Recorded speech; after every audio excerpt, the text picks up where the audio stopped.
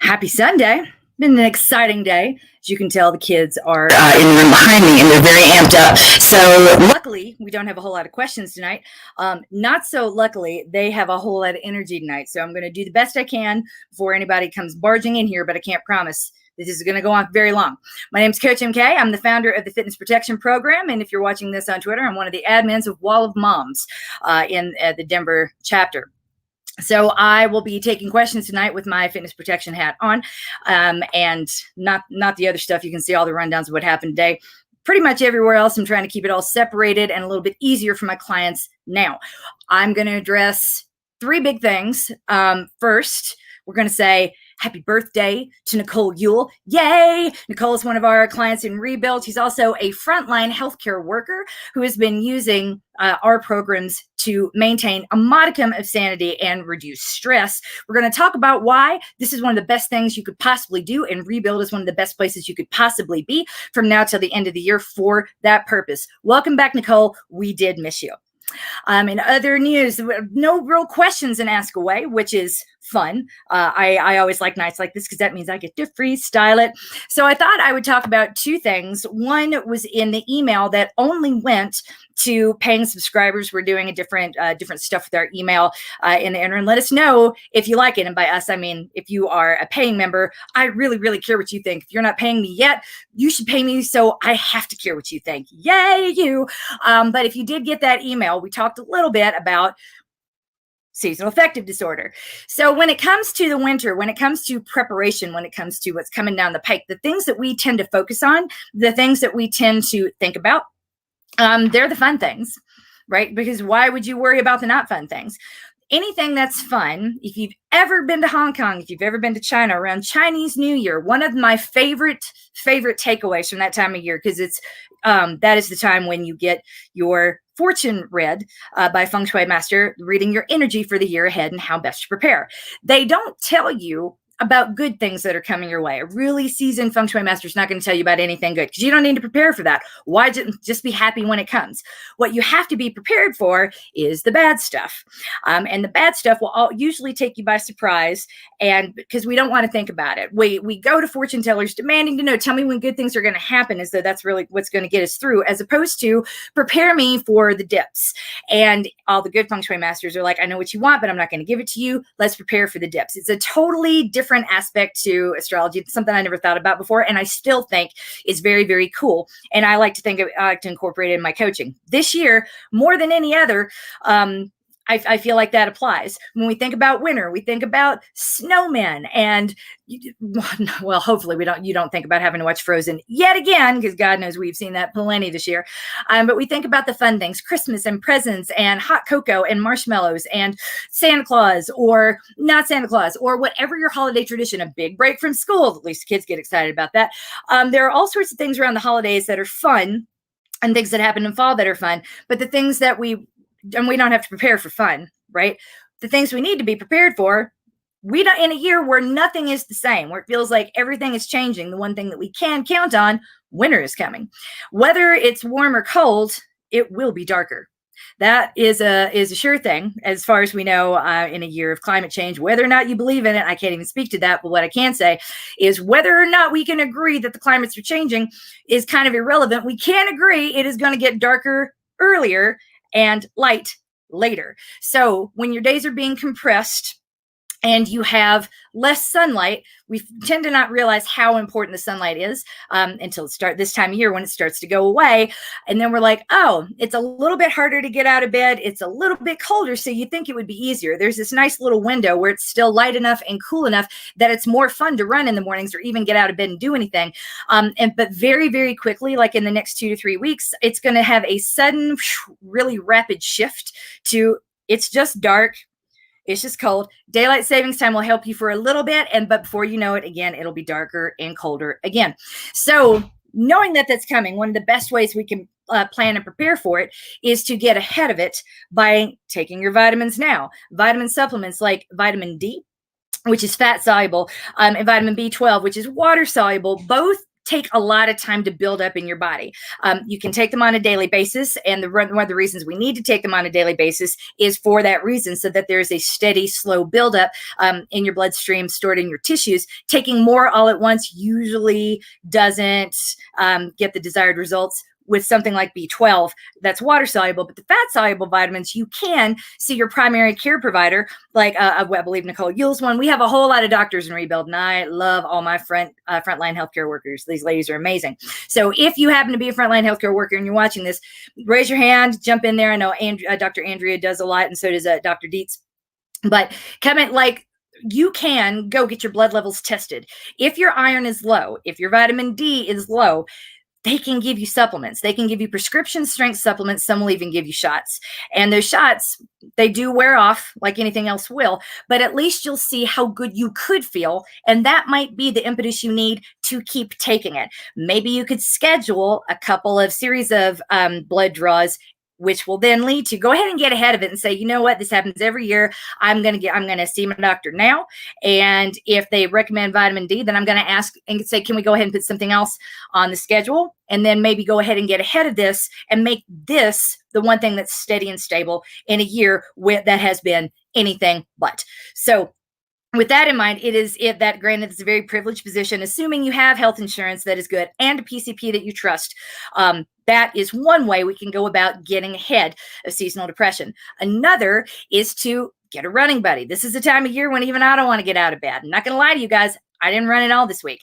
On Saturday, we have the wildfires nearby, so there was ash literally raining down, and the air quality was terrible.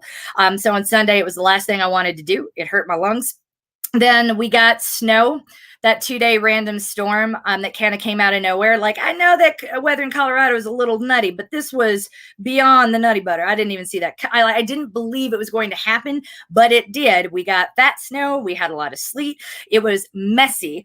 And I really don't want to be out in that, especially when I'm not ready for it. And it's been 90 degrees the week before and going to be 90 degrees the week after.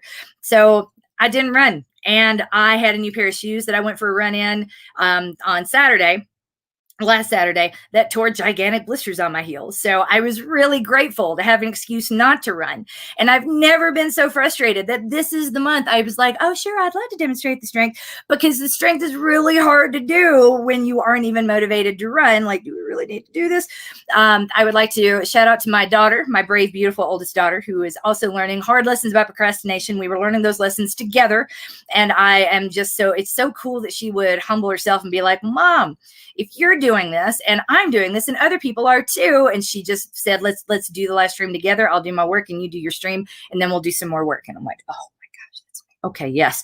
Because what are you going to do when your 8-year-old daughter calls you out on it? The thing. So I did the thing. And if that's what you needed to get things done this week, that is cool. That is valid. I see you. I'm right there with you. You are not less than. You never were. The things that we're experiencing right now collectively as a society are real. These downward pressures on our mental health are real. They are happening. Whether the privilege conversation aside, privilege is just a reminder that you don't have it better just because you're smarter, there are actual structural things in play. It's not about guilt. I say this all the time because guilt's not going to do you any good. What we need to focus on is hard, period. Let's start there. Some folks have other hard things that we don't experience, but that are the lack of, it's not like a fraction where it cancels it out. We're still dealing with economic uncertainty. A lot of people have been laid off right now. A lot of families have yet to recover from what to do next with COVID. So all of that is real. Whatever you're feeling right now, acknowledge it and be like, you know what? I've survived 3/4 of this year. I'm winning at life. I'm doing great. Yay, because you actually are. All of this stuff is real. It's big and it's hard. Reason why that matters is that with all of this is happening now and there's no end in sight, not till I think you know what's happening in November, right? I don't need to talk about that or remind anyone. So for the next 56 days, things are not going to get less stressful. Our interactions with people are not going to be less fraught. And I don't know that the world is going to seem like a bright and rosy place for either side. So with that in mind, why not go ahead and start taking these supplements and start taking some steps that can relieve depressive symptoms in your brain, which is, again, not to say that mental health is all in your mind. It is something separate to your body. You've heard me say before multiple times, the body does not differentiate between physical and physiological stress. If you've taken sixth grade health, as we did even in rural Tennessee, we learned that the pituitary gland really regulates everything. It doesn't multitask, and it does not differentiate between stress and eustress. Stress is stress. Eustress is positive stress. Stress is stress. But whether it's a whole lot of positive stress or a whole lot of negative stress, that is one little gland doing a whole lot of work, kicking out a whole lot of cortisol. And if you were, this is where this is where the rest of the topic comes in. So what we want to do in these moments when our body's kicking out way more cortisol than it has been since before you started training with me, and we're racing every training run, and only had one gear, and that was fast. Then some of the signs that we know of, the overtrained, you were overtrained and under recovered. That was from too much stress, again, on your body, probably coupled with some psychological stress from, I've done all this to my body, everything hurts, but I'm not getting better and I'm not getting faster. That sort of frustration drives us towards more stress, not less stress. And it's very angsty. If you've ever heard runners talk about, how much they hate running, and but they sure do love to complain about it. This is part of where it comes from. So the usual signs of an overtrained runner, other than, they complain about how it makes them feel and they're never quite happy enough with it, is the 5 pounds they say that they can't lose, or maybe a little bit more. No matter how much I run, I'm still real hungry and I've got this around my waist. PCOS is really common with these long-term ongoing levels of low-level stress, chronic stress, really bad periods, yet they, again, never get faster, always hungry, and always tired. That always tired is a really big thing because you're just literally completely worn down. So in these periods of prolonged stress, regardless like what you're doing to your body from a working out or fitness level, putting that aside, you're basically already in an overtrained state before you even went out the door. All the more reason where if you're not running right now, if you're like, it's too much, I can't handle it, that's okay. Listening to your body is the most advanced thing you could possibly do. And if you want to walk, that's valid. One thing we do know about movement, if you go back and look at my Nuzzle newsletter this week, I included an article about how movement actually impacts brain chemistry. It relieves depressive symptoms. You're creating your body is producing a hormone, not at like super high levels, like harder is not better, but up to the point where your body is working, it is also producing hormones that inhibit cortisol production. So that's part of the runner's high. It is really, when you're there and you stay there, it is very, very hard to actually get stressed out because your body is producing chemicals that prevent that from happening. If you are in a moment like this, a run, not a really hard run, not a sprint, not go until you drop, but just being in motion and staying there can produce enough of that hormone that even for an hour, those effects can like stay around for another 6 to 8. That means it'll be easier to sleep at night. Not saying a run is going to like solve your mental health crises, or every person with mental health problems just isn't taking care of their fitness. Don't go there. That's an ugly way to read something that could be very, very calming, which is what I want it to be. If now more than ever, if you say to yourself, I don't feel like going hard, I don't feel like running, if you can just get yourself to get up and find some way to move, some way to get out of the house, and some way to kind of be, whether you're walking and listening to a podcast, if you are doing yoga on the back porch, whatever you're doing, don't shame yourself for it. Don't ask yourself if it's enough. That's sort of the wrong question. If it makes you feel better, if it relieves some of those depressive symptoms, then you're getting exactly what you need to get, because once again, listening to your body is the most advanced thing you could possibly do. All of us are really stressed out. And if you Google adrenal fatigue, you will see lots and lots and lots and lots and lots of solutions if you're looking at it directly from a hormonal standpoint. I'm not a medical expert, so I'm not going to attack those. But prolonged periods of stress will put you in what is known as adrenal fatigue, and it's a hard cycle to break. So one of the ways that we can help break that cycle is through light motion, through easy effort runs, understanding that anything you do right now, your body's already so frazzled and so stressed out that more of anything harder just isn't going to result in improvement. So you're not lazy, you're not slacking off, you are taking cues from your body, which is exactly what we want you to do here at Fitness Protection. We want you here for the long term because it's a marathon, this whole thing called life. It's not a sprint. And no matter how hard you go right now, that's just less time you have to yourself outside of the house, especially if you have 4 kids and you have to distance learn them like I do. I'm like, can I walk for 90 minutes? How long can I be out the house? Yay! So benefit running. Yes. So that this is part of it. So you can't just go, it's another reason implicitly, and I don't talk about this very often, because I get so much pushback from them. Well, I can't run 5 days a week. Like, if you run the way that I tell you to, yeah, you actually could. You could move 5 days a week. And here's why we want you to do that, because you can get the benefits. 20 minutes is like that first 20 minutes, your body, it's exponential, the benefits that you're getting, for the amount of chemical that to push back into cortisol that your brain is producing from that body in motion. After the 20-minute mark, it's still coming, but it's logarithmic, right? So it's not like making huge amounts and then those amounts kind of stabilize. They don't taper off, but rather it's like, and then a slow, gradual, steady. If you remember logarithms, go Google that logarithmic chart, and it'll show you got exponential growth and then logarithmic growth, where all that means to say is like more does not necessarily mean better, and harder does not necessarily mean better, and longer does not necessarily mean better. That is what logarithmic indicates, because the way we tend to think is a little is good, more is better. Not necessarily, especially when it comes to biological and physiological functions. So the benefits, even if you're just moving for 20 minutes, again, you've hit that maximization point. Yay, you. We can't just go really hard one day and expect to see training results for the week. And it's much better to do a little bit. If you only have an hour each week, spread it out over 5 days. That's part of the reason why. Another reason is, like, in a time like this when we're really stressed out, 20 to 30 minutes. 30 minutes is plenty. Even if you're walking, it's not just walking, it's movement, it's exercise, it's valid. You are doing something that stimulates the blood flow to your muscles, brings fresh oxygen to your brain, produces a chemical that literally reduces the stress in your brain and in your body, and hopefully getting you out of whatever situation is causing the most stress, so you can do something nice like listen to a podcast. I'm listening to one about Whitney Houston right now, and I'm fascinated with it. It's really, really amazing. It's on Luminary. It's one of the better subscriptions that I've gifted to myself this year. And it's called the podcast itself is called The C Word. It's not one of my favorites, but I'm being drawn into this podcast now, despite the hosts, who I'm just not huge fans of. Like, I know some people are like, I love this person, I must listen to everything they say. I'm like that about some people. I'm not like it about these hosts, but I do like the way that they approach topics and sort of challenge us to the way that we talk about and think about people in general. And anyone that's going to go to bat for Whitney Houston and say we were unfair, I'm like, I'm here for that. And so I'm here for this podcast.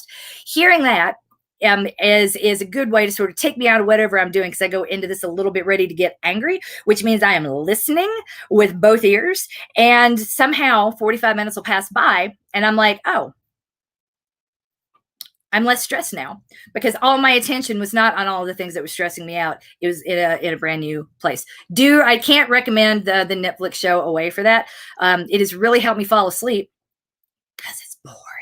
I don't really like it. And normally I don't mind things that are boring. This one is just really hard to get into. I don't care about any of the characters. I don't care about the conflict. I don't care about the drama. I'm just like, because I can't tune into it, it has helped me fall asleep at night. So that's not exactly, I'm not, promoting the show for the right reasons. They spent a whole lot of money to bring you a lullaby, but there you go. Away on Netflix has been good at reducing my stress and help me get to sleep at night because I can't focus on it.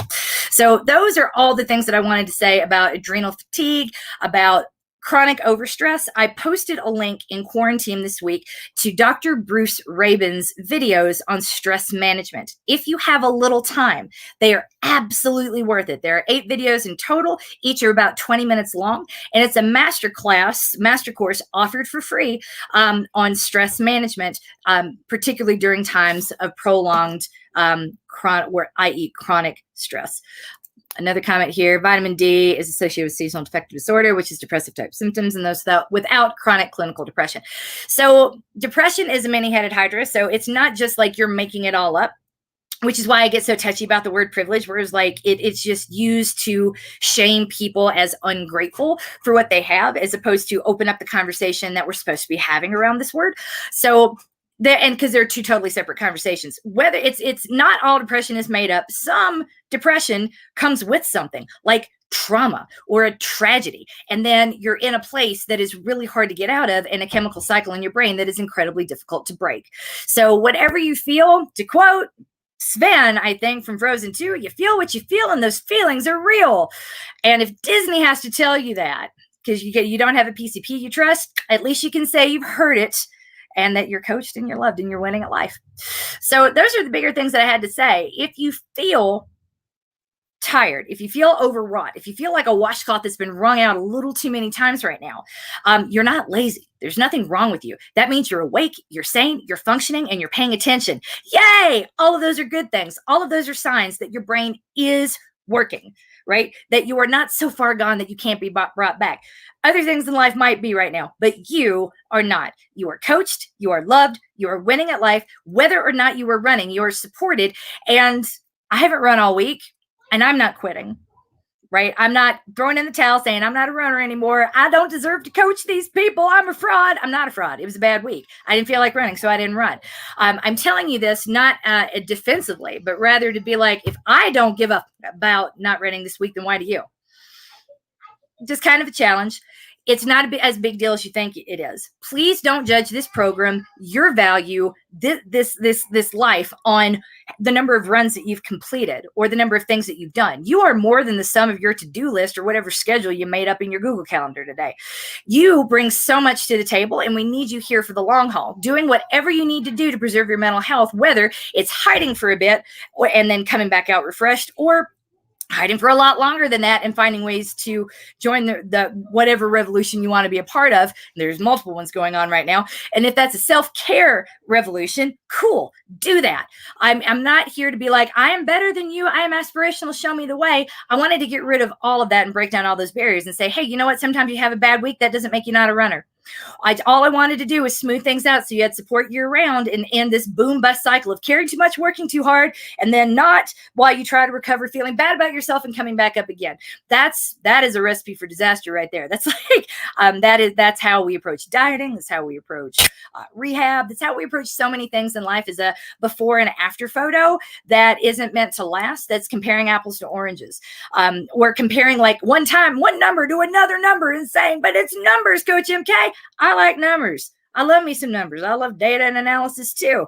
And numbers are only as good as the person who is collating, cleaning, and presenting them, as well as analyzing them. Looking at a great analysis is more than two numbers with a greater than, less than sign in between. So if you're doing that analysis, be it with a finish time or weight or anything at all, like, I don't care. That is not an analysis. You're beating yourself up. You're learned how to do that because that's what others have done to you. And we're here to undo that for as long as it takes. So thank you. I'm glad you do like the transparency. I'm not like bragging necessarily. I'm just saying, like, it is what it is. I've gained weight too. I've learned to love soft pants. Oh my God, I hate jeans. I've never liked jeans. Anyone who's been with me for a while, you know I don't like pants in general. I have found so many pants that I love that don't grab my crotch in weird places, that stretch where I stretch and move how I move. And I'm like, how did I not find any of these sooner? My new favorite brand is Bella Doll. I keep going on Poshmark and grabbing everything I can get my hands on in my size because it's cheap.